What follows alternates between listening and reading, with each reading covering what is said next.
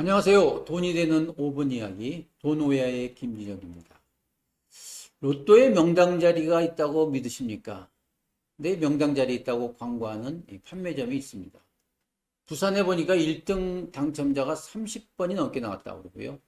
그리고 로또 최고 당첨액이 407억이 나온 것이 있다고 합니다. 그리고 춘천 로또 복고에서는 사람들이 줄을 서고 있는데요. 그들은 이렇게 얘기합니다. 폭탄이 떨어진 자리에 또 떨어지지 않는다라고 믿는 것이죠. 그래서 로또 복권의 명당 자리들은 보통 월 매출이 일반 판매점은 200만 원을 넘는데요. 이곳은 1억이 넘는다고 합니다. 그런데 814만 분의 1인 로또 복권입니다. 뭐 한 장을 사든 두 장을 사든 100장을 사든 1억을 사든 아무 의미가 없죠. 이 확률이라고 하는 것은 사람이 하루에 벼락을 2번 맞을 확률과 비슷하다고 합니다. 결국은 가능성이 제로라고 볼 수 있죠. 그럼에도 많은 사람들이 왜 로또 복권을 구입하느냐. 물론 저도 복권을 사서 일주일 동안 기대해 간 적이 있습니다. 그런데 대부분 사람들은 이 복권을 한 장 사서 지갑에 넣어두면 일주일 동안의 직장 생활에 스트레스 잃고 한 주를 웃으며 지낼 수 있다라고 얘기를 합니다. 결국 로또에 100% 당첨되는 방법, 대박나는 주식을 찾는 비결, 그리고 스포츠나 도박에서 돈 버는 방법들, 이런 것이 유료 사이트로 많이 있는데 결국은 맞지 않지 않나 이렇게 보고 있습니다.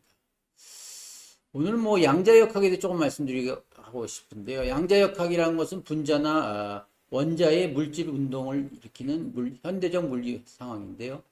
도저히 일어나지 못할 것 같은 우연이나 말도 안 되는 일의 발생에는 규칙이 없다 라는 것이 고전 역학의 이제까지 원리였습니다. 즉 뉴턴 물리학에서 그랬죠. 그래서 고전 물리학에서는 인과 법칙을 따르고 우연성을 배제했습니다. 그런데 최근에 양자역학이 나오면서 고전 역학과는 다른 확률적인 입장을 취하는 학설이 나왔습니다.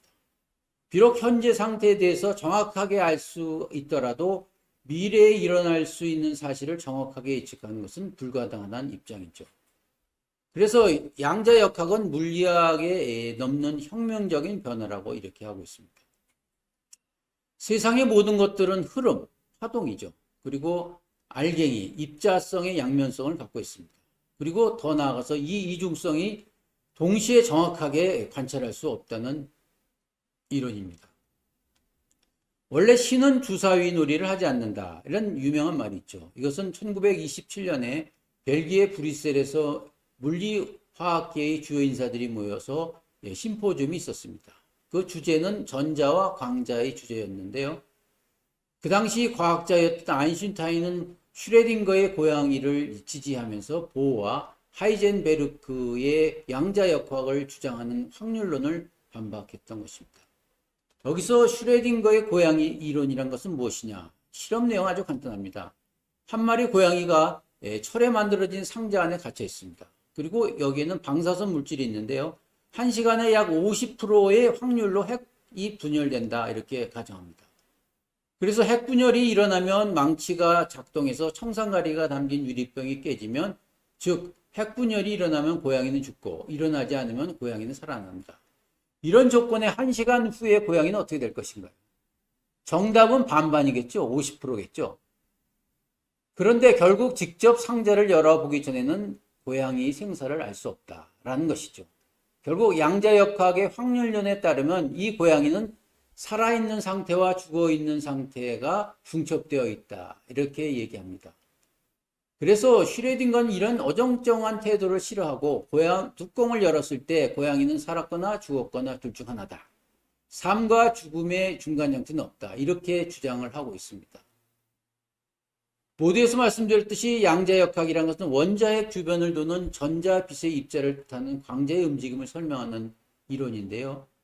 이 양자역학에 부정적이었던 슈레딩거도 1926년도에 파동방정 시 오히려 양자역학의 완성을 기었다 해서 오히려 노벨 물리학상을 받게 되는 거죠.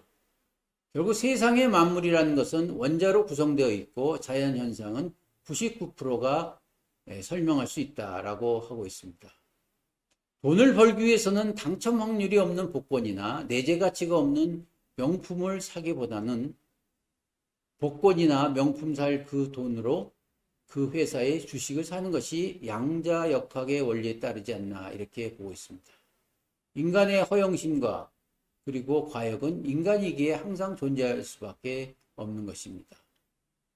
이제 마지막으로 어떻게 해야 부자가 될 것인가?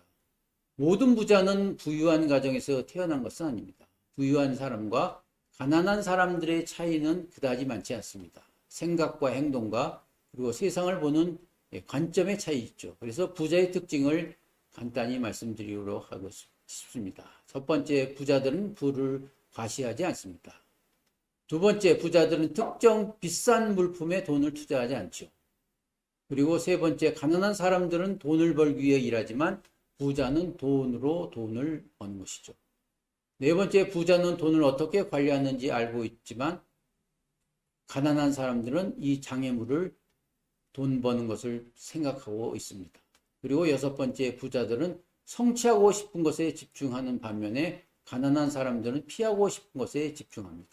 마지막 일곱 번째는 부자는 문제를 직면하고 가난한 사람은 너무 늦을 때까지 문제를 무시하려고 했습니다.